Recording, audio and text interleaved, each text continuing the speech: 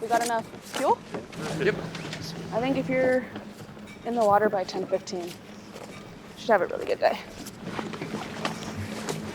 You're gonna grab this for me? I'll get the midship.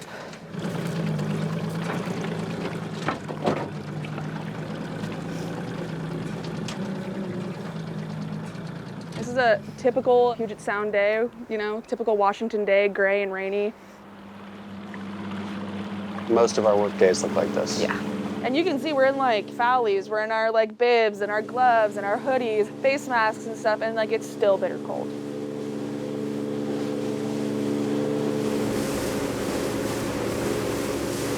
This place is kind of the mecca for farm shellfish, especially geoduck. Kind of in the heart of it. Not a lot of people know about geoducks, even like where we live. Geoduck is a clam native to the Puget Sound. I work on farms harvesting them.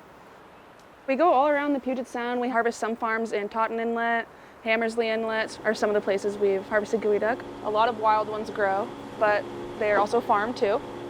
People are usually very fascinated just by the sound of the job, even though it's not very glamorous at all.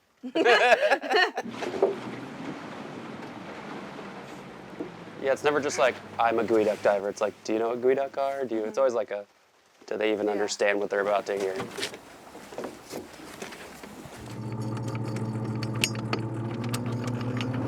We're obviously a small operation. Honestly, we're a miniature operation tiny. in the world of shellfish.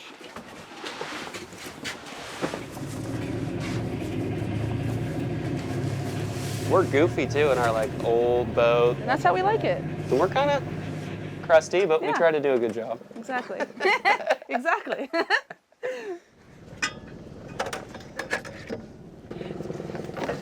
Okay, I'm putting the dive flag up. I think we're like kind of unique too in the geoducking world because we're like a couple who does it, and we have been together for like 10 years now. We've been together since high school, so it's pretty awesome to be able to, you know, work together also.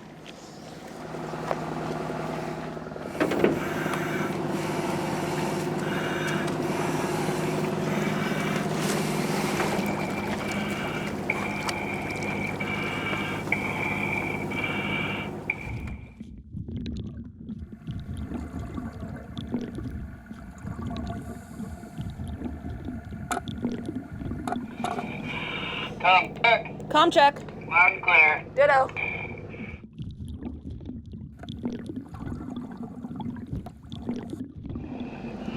I kind of have to constantly see where he's at because the patch is actually pretty small. You can see the buoys. There's one yellow buoy right there, one right there, and it's like 200 feet at most, so it's easy to kind of get off of it.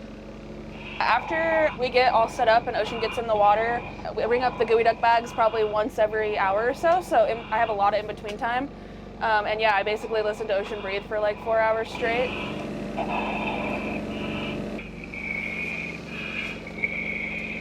All right, Oshi, what are you doing down there? So right now I'm just moving along the patch and trying to find geoduck shows. Just basically just a dimple in the sand that's showing me where the geoduck is.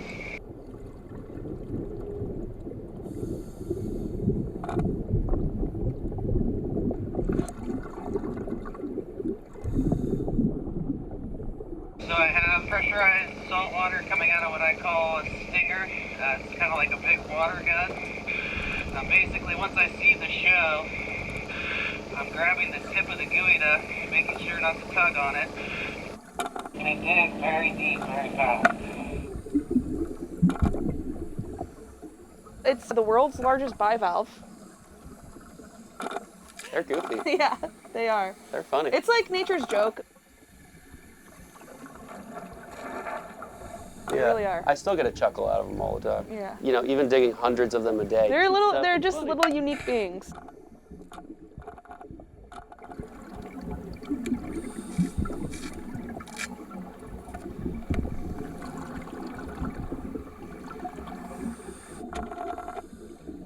The word geoduck comes from a local indigenous language called the Lushootseed language, and it means dig deep. The word geoduck means dig deep, which is like pretty true. To geoducks, they have like a little digger fin on the bottom, and they dig really fast. It's really interesting how long they can live. It's like 150 years or something.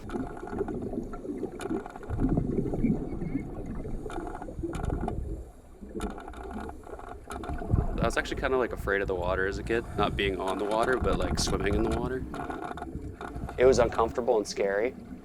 It's definitely something I never thought I was gonna do. And after months and months of being terrible at it and being freaked out and just kind of fumbling around down there, I started to grow to kind of love it.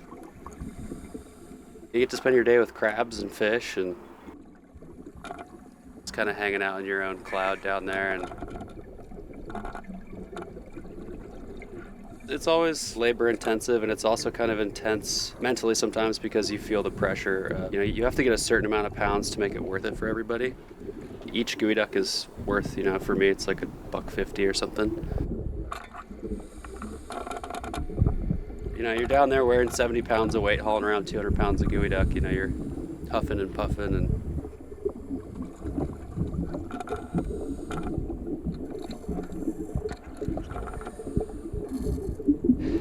You've been in for 45 minutes on this bag. After that, David's down whenever. Fill up a bag and send up a bag feels pretty good. Okay, bag's coming up.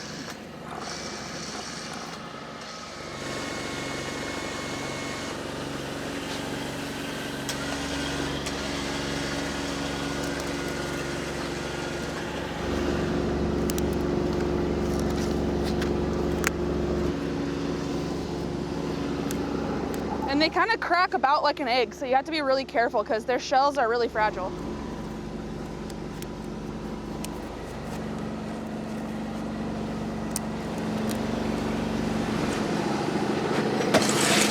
The market for them is mostly overseas, so a huge percentage of our geoduck goes to China, where it is definitely a delicacy. It's much more expensive over there.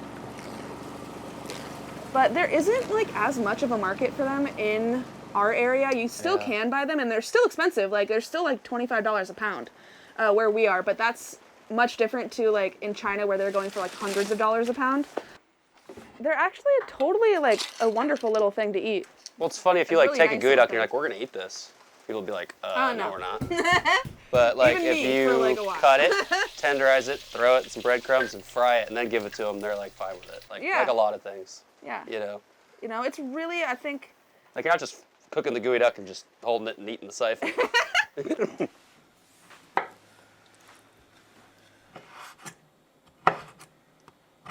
They actually have a really delicate meat. They don't have like this crazy flavor or anything. They're really mild, just sort of like, you're just like a clam, just like it's really reminiscent to a razor clam. Yeah, they're great. You just take off the outer sheath and you can just, pound them into some fritters, or you can chop them up really fine into some ceviche, into chowder, just like you would any other clam. Mmm. So good. So good.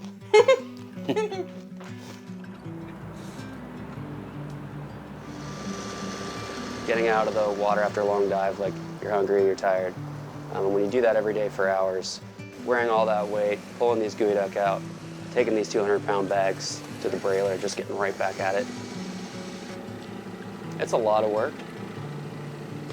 And you are tired at the end of the day, and you do know that you can't do it your whole life.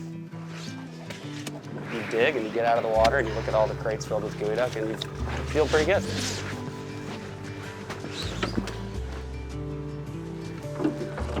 Good.